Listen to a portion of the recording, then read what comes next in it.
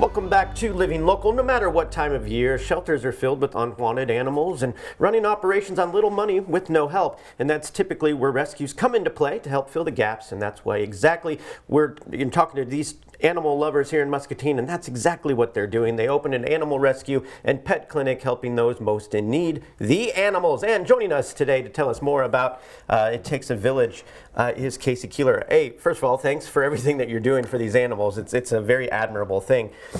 So talk to us, about the shelter itself and, what you provide the community. So we started off in March of 21. We were foster based, and then in January of 2022 we had a neglect case that we had to wind up getting a brick and mortar building for. Sure. So we wound up getting a brick and mortar building, and then in February of 23 we opened our spay neuter clinic. And since then we've microchipped over 1,400 animals. Wow. And we have spayed and neutered between the two dogs and cats over 3,500, well over 3,500 animals, and administered over 6,000 different vaccines in that time. So.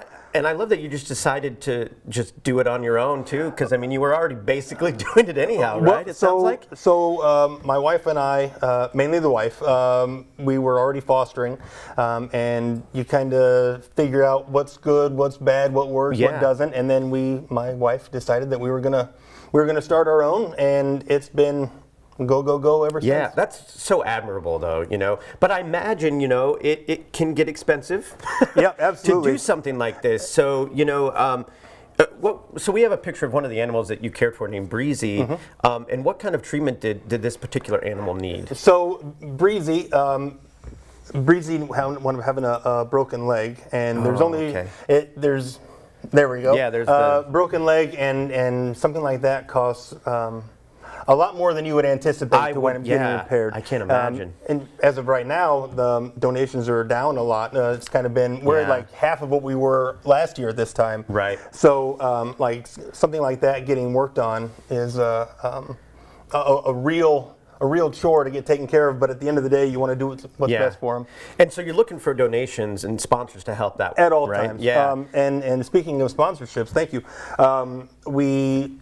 On Tuesdays we have our spay neuter clinic, and each clinic day costs around $5,600 or so, start to finish, for everything to be taken care of. Right. And so we're hoping to find like corporate sponsors at some point in time that would, spay and neuter clinic day provided by so things like that. Yeah. That would be a massive help and a great way to get your name out there and go whatnot. And I guess you've probably helped owners reunite with pets, that have been lost. So in July of this year, we took over the animal control contract in Muscatine. Oh, okay.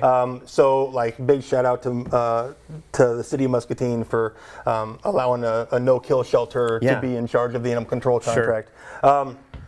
Sure. We have a lot more strays that come in, obviously, because of the animal control contract. That seems to be kind of a normal thing. Right, you get the strays in, and we train and we go over the pros and cons of microchipping. Like I said, we've microchipped 1,400 animals or so. Right. So we're always, advocating for microchipping to get them back home faster. We've started creating dog tags or pet tags, whatever you want to be, and just trying to get them back home with their family as soon as possible. And where are you located in Muscatine? So we are at 1510 Grandview Avenue in Muscatine. We're across from the bowling alley down there. And we are open to the public between 1:30 and 4.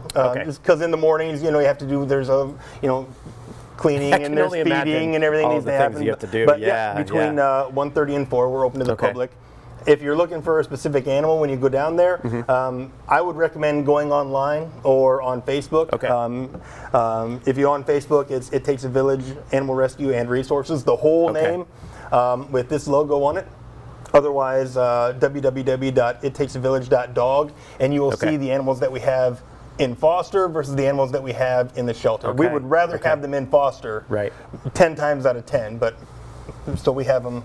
They're not all there at the rescue. Some are in loving homes. And I love what you're doing. It's such a great thing for, animals are babies. They're all babies. I don't care what age they are. Correct. And they need care. And it's great that you just stepped up and said, all right, we're just going to do this. I think it's great. I appreciate that. I say it all the time. If you got good people doing good things for a good reason, great things can happen. Amen to that. Well, we'll close on that. Thanks for coming in, Casey. I really appreciate it. For more information, you can go to ittakesavillage.com. dog. We'll have all those details posted at ourquadcities.com.